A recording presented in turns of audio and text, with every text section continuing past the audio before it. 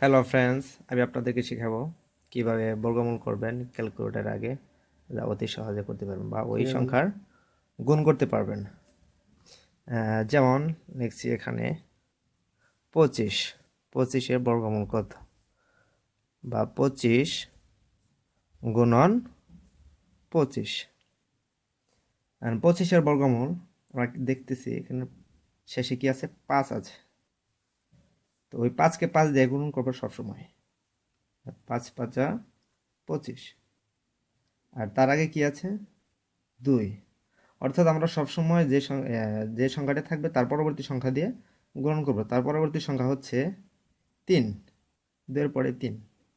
তাহলে এই সংখ্যা আর এই সংখ্যা দিয়ে আমরা গুণন করব। 2 3, 3 গুণে 6, তো 625।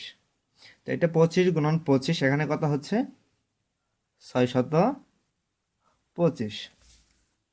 এখন যদি বলি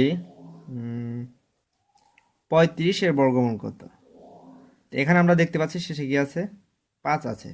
আর আপনি ওই সংখ্যার এরকমভাবে বর্গমূল করতে পারবেন যেগুলো শেষে সবসময় 5 থাকবে।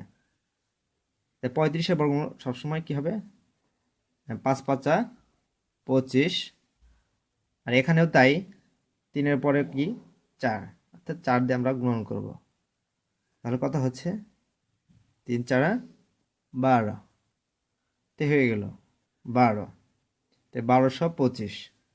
অর্থাৎ এটা যদি গুণন করি 35 গুণন 35, এখানে কি হয়ে যাচ্ছে 1225।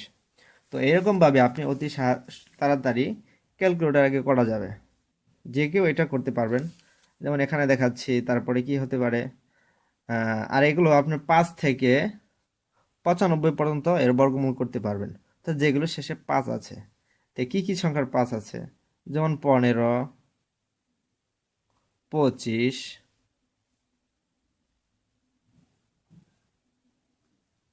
35, 45। তো এরকমভাবে 95 পর্যন্ত এর বর্গমূল করতে পারবেন। যে 95 এর বর্গমূল কত, ক্যালকুলেটর আগে করা সিম্পল বিষয়। 5 5 25, এর পরের সংখ্যা কত, 10, 9 10 90, সহজ, 9025।